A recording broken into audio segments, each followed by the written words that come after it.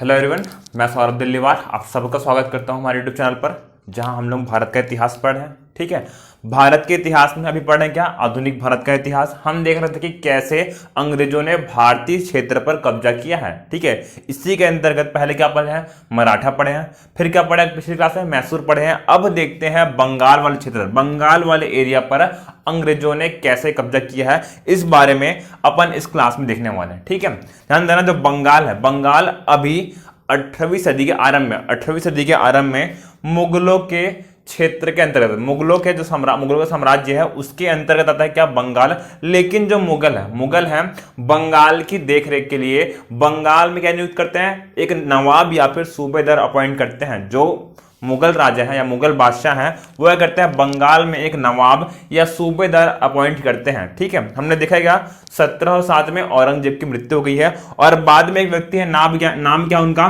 फर्रुख सियार। नाम क्या है, फर्रुख सियार। अभी फिलहाल के लिए 1717 के आसपास फर्रुख सियार क्या है, अभी मुगल बादशाह है। नाम क्या है, फर्रुख सियार। पगला राजा पढ़े अपन, फर्रुख सियार। ये क्या बने, अभी मुगल बादशाह बने थे। ठीक है, जो एक गंभीर रोग से पीड़ित भी थे और एक ब्रिटिश डॉक्टर हैमिल्टन ने इनका इलाज किया था। तब इन्होंने खुश होकर एक शाही फरमान भी जारी किया था। उस शाही फरमान की जो बातें हैं वो भी हम पढ़ चुके हैं, ध्यान देते हैं। अब फर्रुख सियार और बंगाल के नवाब के मध्य क्या रिलेशन है, देखते हैं, ध्यान देना। 1717 में अभी नवाब कौन है, फर्रुख सियार। इन्होंने एक व्यक्ति को अपॉइंट किया है, नियुक्त किया है, एक व्यक्ति को बंगाल का नवाब नियुक्त किया है। ठीक है, मैं बार बोल रहा हूं, नियुक्त किया है। ठीक है, कौन है, मुर्शीद कुली खां है। कौन है, मुर्शीद कुली खां जी है, जिन्हें मुगल बादशाह फर्रुख सियार ने अपॉइंट किया है, नियुक्त किया है। कौन है, मुर्शीद कुली खां है। ध्यान देना, एक बार यूपीएससी मतलब आईएएस क्वेश्चन में पूछा गया है कि किसी भी मुगल बादशाह के द्वारा नियुक्त बंगाल का अंतिम नवाब कौन था, ये मुर्शीद कुली खां ही सबसे आखिरी व्यक्ति थे जो किसी भी मुगल बादशाह के द्वारा नवाब अपॉइंट किए गए थे, नियुक्त किए गए थे। कौन है, मुर्शीद कुली खां जी हैं, जो कि फर्रुख सियार के द्वारा नियुक्त किए गए थे। और इन्होंने अपने बेहतरीन प्रबंधन से, बेहतरीन मैनेजमेंट से बंगाल की सूरत, बंगाल का नक्शा चेंज कर दिया है। अब बंगाल अत्यंत समृद्ध राज्य बन चुका है। अब बंगाल अत्यंत ही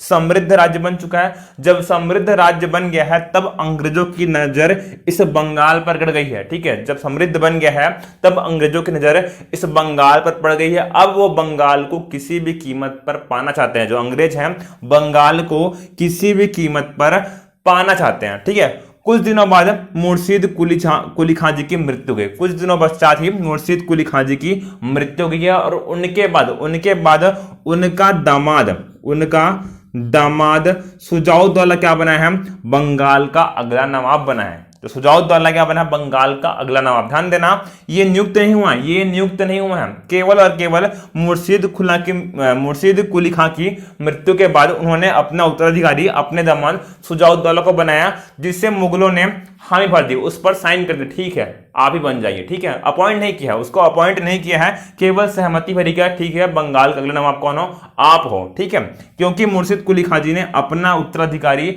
अपने दामाद सुजाउद्दौला को ही बनाया था। सुजाउद्दौला 1727 ईस्वी में क्या बने हैं, बंगाल के नवाब बने हैं। ठीक है, 1727 ईस्वी में सुजाउद्दौला क्या बने हैं, बंगाल के नवाब बने हैं। ठीक है, इनके समय में एक महत्वपूर्ण घटना हुई है। ठीक है, बहुत ही न्यायप्रिय व्यक्ति हैं सुजाउद्दौला, जो है बहुत ही न्यायप्रिय व्यक्ति हैं। और इनके समय में एक महत्वपूर्ण घटना हुई है, क्या, इन्होंने, सुजाउद्दौला जी ने, ठीक है, बेहतर प्रशासन के लिए, बेहतर प्रबंधन के लिए अपने अंडर में बिहार वाले क्षेत्र का एक उप सूबेदार नियुक्त किया है। खुद क्या है, सूबेदार है, और अपने अंडर में क्या रखे उन्होंने, बिहार का उप सूबेदार रखा। ध्यान देना, उस समय बंगाल में बंगाल भी है, बिहार भी है और उड़ीसा भी है। इसी कारण बिहार वाले क्षेत्र के बेहतर प्रबंधन के लिए उन्होंने अपने अंडर में क्या बनाया है, एक उप सूबेदार का पद बनाया है। और अपॉइंट किया किसको, अपॉइंट किया है अलीवर्दी खां को। अलीवर्दी खां जी को बिहार का उप सूबेदार अपॉइंट किया है, किसने,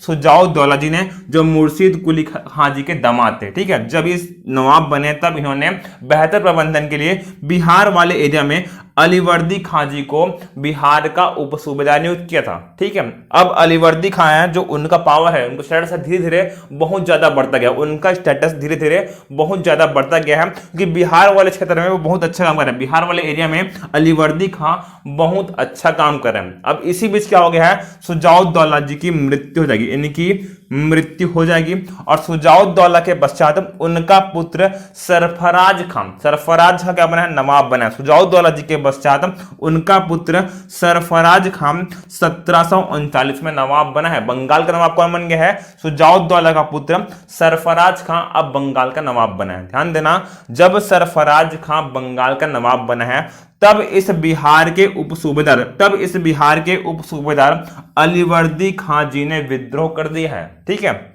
जब तक शुजाउद्दौला था तब तक वो बिहार के डेप्यूटी सूबेदार बन के खुश थे, लेकिन जब उनका पुत्र सरफराज खां नवाब बना है तब इन्होंने क्या कर दिया है, विद्रोह कर दिया है, और उस विद्रोह को दबा नहीं पाएंगे कौन, सरफराज खां इस अलीवर्दी खां के विद्रोह का दमन नहीं कर पाएंगे, जिस कारण से अब नवाब कौन बनने वाला है, अलीवर्दी खां ने बंगाल के नवाब की गद्दी सरफराज खां से छीन ली है। अब नाइक अलीवर्दी खां क्या बन गया है, बंगाल के नवाब बन गए हैं। कौन बन गए हैं, अलीवर्दी खां, पूरा नाम क्या है, नाइक अलीवर्दी खां 1740 में क्या बन गए हैं, बंगाल के नवाब बन गए हैं।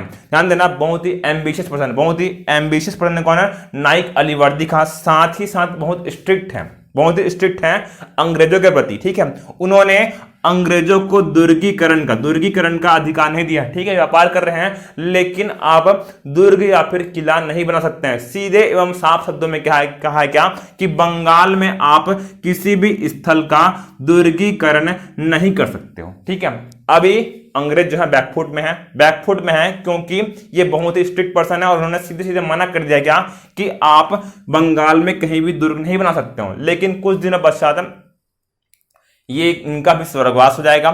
अब अलीवर्दी खां जी का कोई पुत्र नहीं है, इनकी एक पुत्री है, और उस पुत्री का एक पुत्र है। ठीक है, क्या बोल रहा हूं मैं, अलीवर्दी खां जी की एक पुत्री है, और उस पुत्री का एक पुत्र है, उसका नाम क्या है, सिराजुद्दौला। नाम क्या है, सिराजुद्दौला, मतलब क्या है, अलीवर्दी खां का नाती है,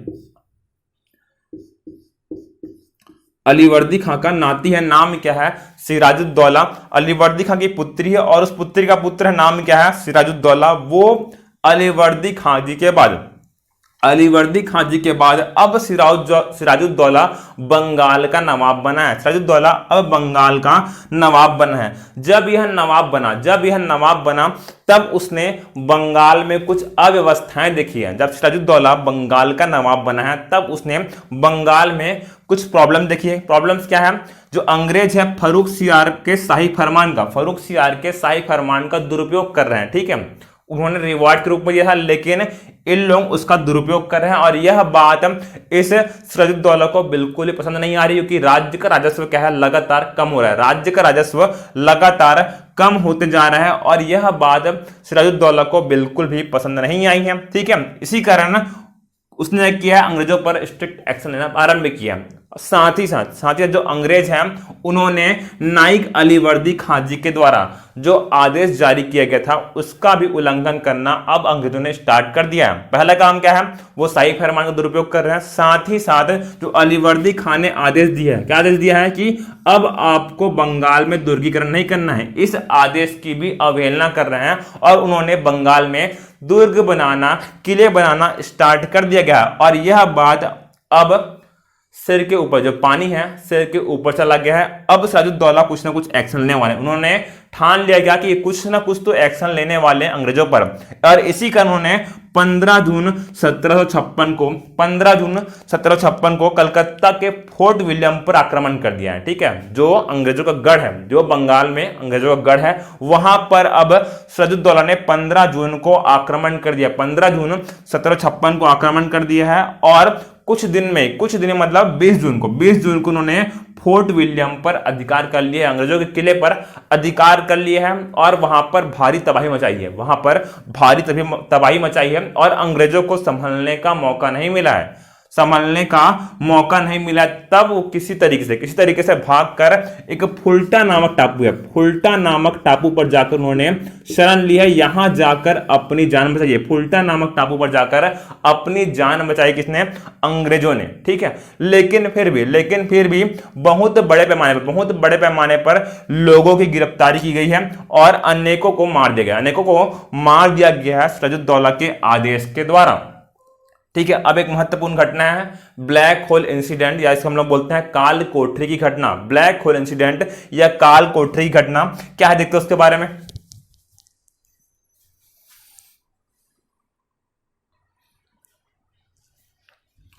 ठीक है, हमने अभी देखा क्या, 20 जून 1756 को बंगाल के नवाब सिराजुद्दौला ने फोर्ट विलियम पर कब्जा कर लिया, अधिकार कर लिया। तब अंग्रेजों ने फुल्टा नामक टापू का नाम क्या है? फुल्टा नामक टापू पर शरण ली है और साथ ही साथ नवाब ने अनेक अंग्रेज व्यक्तियों को गिरफ्तार किया है। बात कब की है?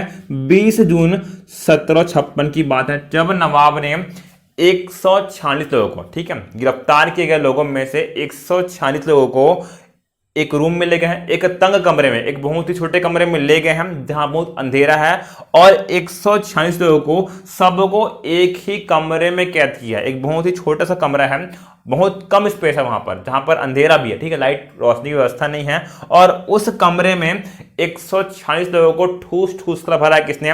बंगाल के नवाब सिराजुद्दौला के सैनिकों ने। ठीक है, नवाब के आदेश पर ही उनको एक छोटे तंग कमरे में भरा गया है, अब भर दिया गया है। अब उस कमरे को 3 दिन बाद, ठीक है, घटना कब की है? 20 जून को उन्हें बंद किया गया था और 3 दिन बाद 23 जून 1756 को वह कमरा खोला गया है। ठीक है, 146 लोग हैं और उनको एक बहुत ही तंग कमरे में कैद किया गया है और खोला कब गया है? 3 दिन बाद 23 जून 1756 को उस कमरे का दरवाजा खोला गया। जब खोला गया तब 146 में से 123 लोगों की मृत्यु हो गई थी। केवल और केवल 23 बचे थे। कितने बचे थे? 23 बचे थे। ध्यान रखना, याद कैसे करना है। घटना कब की है? 23 जून 1756 की। कितने लोग मरे हैं? 123 लोग मरे हैं। बच्चे कितने हैं?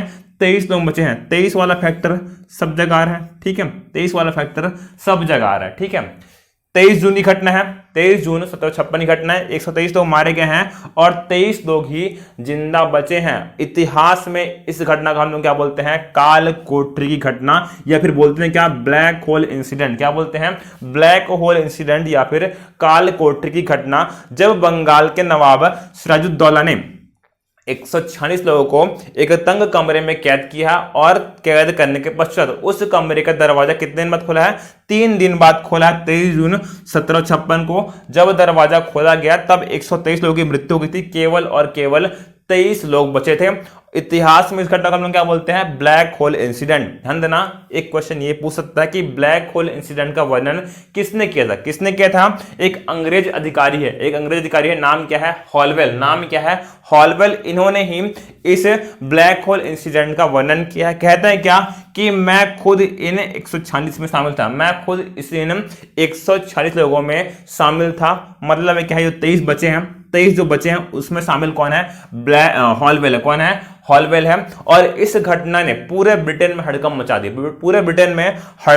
दी। कि एक औपनिवेशिक देश ने, ठीक है, ऐसा बुरा बर्ताव ब्रिटिशर्स के साथ किया है, तो तभी कंपनी को बहुत डांट पड़ी है कि आप जो है भारत को मैनेज नहीं कर पा रहे हैं। कि एक साधारण सा नवाब ने इतनी बड़ी मात्रा में अंग्रेजों की हत्या की, वो भी बेहद निर्मम तरीके से 123 लोगों की हत्या कर दी है। अब जब डांट पड़ी है मतलब क्या है? जो कंपनी के अधिकारी हैं उनमें क्या है? प्रतिशोध की भावना है सिराजुद्दौला के प्रति। अब जब ये घटना हो गई तब भाई साहब जो नवाब हैं, कौन? सिराजुद्दौला जी, वो अपनी राजधानी कहां चले गए? मुर्शिदाबाद। उनकी राजधानी क्या है? मुर्शिदाबाद है। इस घटना के पश्चात जो नवाब है सिराजुद्दौला है, वो अपनी राजधानी मुर्शिदाबाद चले गए। जब मुर्शिदाबाद गए हैं और इस बात की खबर कंपनी के अधिकारियों को लगेगी, तब उन्होंने अपनी आर्मी भेजी है और आर्मी को भेजकर पुनः फोर्ट विलियम पर अधिकार कर लिया है। ठीक है, जो अंग्रेज हैं उनकी आर्मी है, नेवी है, सब जाएंगे और पुनः उन्होंने कलकत्ता स्थित फोर्ट विलियम पर अधिकार कर लिया। नाम क्या है? रॉबर्ट क्लाइव और वाटसन नाम के, वो रॉबर्ट क्लाइव और वाटसन नाम के व्यक्ति आए कहां पर? कलकत्ता में, और उन्होंने फोर्ट विलियम पर पुनः अधिकार कर लिया। लेकिन डांट तो पड़ी है, डांट तो पड़ी है, मतलब क्या है?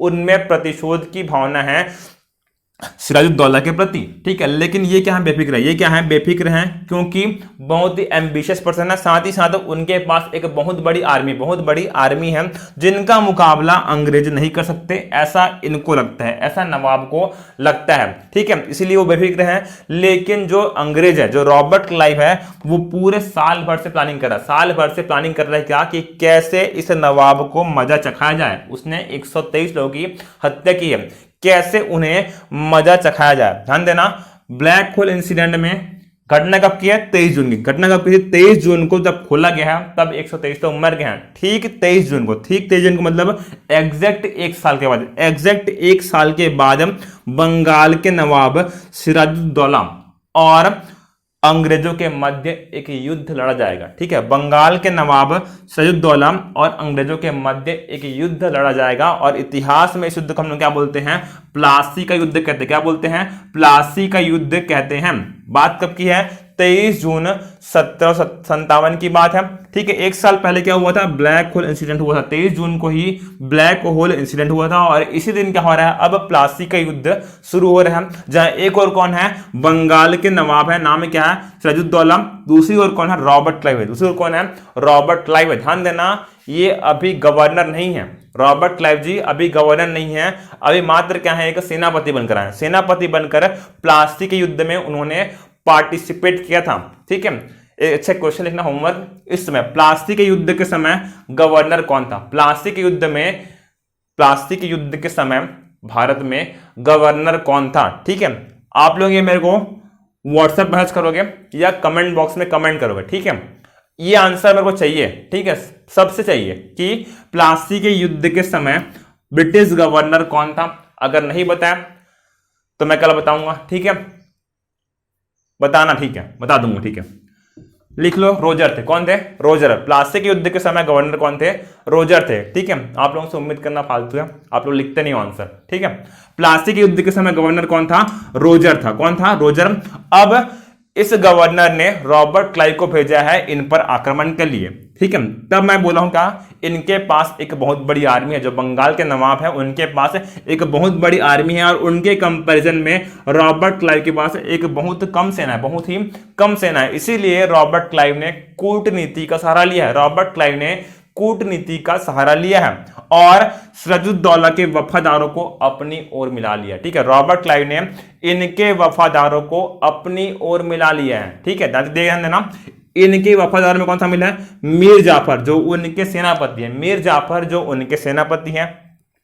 राय दुर्लभ, जो इनके दीवान हैं। यार लतीफ खां, जो सैनिक हैं और एक सैनिक टुकड़ी का नेतृत्व करते हैं वो, और बैंकर जगत सेठ, ठीक है। मीर जाफर जो उनके सेनापति हैं, राय दुर्लभ जो इनके दीवान हैं, यार लतीफ खां एक सैनिक है, कुशल सैनिक है, जो एक टुकड़ी को लीड करते हैं, साथ ही साथ बैंकर जगत सेठ।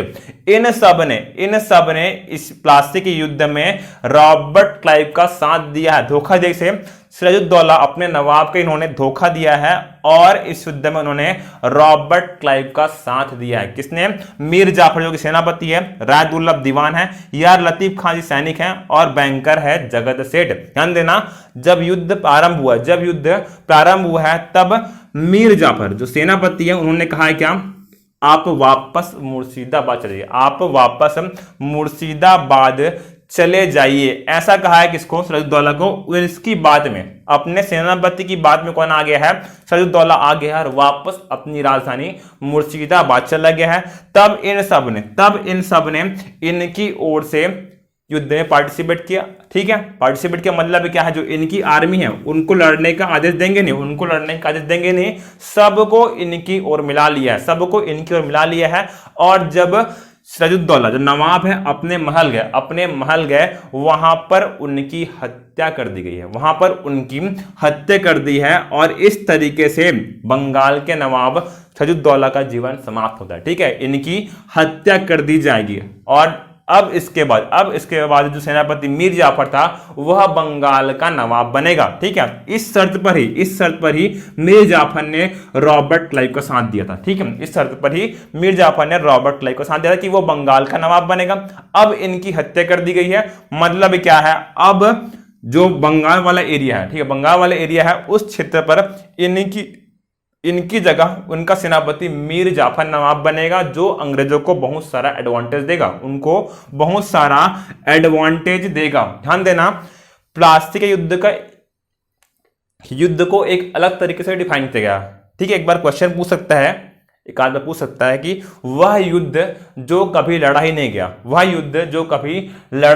गया, the war which is never been fought, इसको बोलते हैं, इसे प्लासी के युद्ध को ही कहते हैं, क्योंकि जैसे युद्ध शुरू हुआ तब सेनापति मीर जाफर ने अपने नवाब को वापस इनके महल भेज दिया है। जैसे ही महल गए हैं तब ये तो धोखेबाजी है, इन्होंने इन सब ने इनकी ओर से मोर्चा संभाल लिया है और बाद में इनकी हत्या कर दी गई है। मतलब क्या है, बहुत ही कम मारपीट हुआ है। ठीक है, तो इसलिए अगर कोई मेंस में आंसर लिख रहा है और यहां पर प्लासी के युद्ध को डिस्क्राइब करते समय ये अगर कहता है कि ये भीषण युद्ध हुआ, अगर लिखता है हम भीषण युद्ध हुआ, तो वहां पर आपके आंसर पर मांस काटने का अधिकार चेकर को बिल्कुल बनता है, क्योंकि भीषण युद्ध तो हुआ ही नहीं है। एक शीर्षक क्या बोला गया है, the war which has never been fought, मतलब वह युद्ध जो कभी लड़ा ही नहीं गया। कौन सा है, वो प्लासी का युद्ध है। ध्यान देना, लेकिन जो कुछ लोग हैं इनके वफादार हैं, वो थोड़ा बहुत संघर्ष करेंगे। नाम क्या है उनके, मीर मदन और मोहनलाल। इन्होंने अपने नवाब का बखूबी साथ दिया है। इन सब का विरोध क्या है, लेकिन क्योंकि संख्या में कम है, साथ ही साथ इनकी हत्या कर दी गई है, इसीलिए इनके लड़ने का कोई औचित्य नहीं रहा है, इनको भी हार का सामना करना पड़ा है। इस तरीके से प्लासी का युद्ध समाप्त होता है और इस युद्ध ने अंग्रेजों को एक बहुत ही निर्णायक सफलता दिलाई है। ठीक है, कहते हैं क्या, भारत में अंग्रेजी सत्ता की नींव इस प्लासी के युद्ध से ही पड़ी है। ठीक है, मैं जो शब्द बोल रहा हूं सुनिए। ठीक है, भारत में अंग्रेजी सत्ता की नींव जो फाउंडेशन है इस प्लासी के युद्ध से ही पड़ी है। एक्चुअल में कोई और युद्ध है, उसके बारे में पढ़ेंगे अपन, लेकिन अंग्रेजी सत्ता की नींव इस प्लासी के युद्ध से पड़ी है, जब रॉबर्ट क्लाइव ने बंगाल के नवाब सिराजुद्दौला को इस युद्ध में पराजित कर दिया है और अब मीर जाफर क्या बन गया, बंगाल का नवाब बन गया। देखते हैं अब कौन कौन से प्रॉब्लम या कौन कौन से कॉम्प्लेक्शन आने वाले हैं जब मीर जाफर बंगाल का नवाब बनेगा। डालिए हेडिंग मीर जाफर।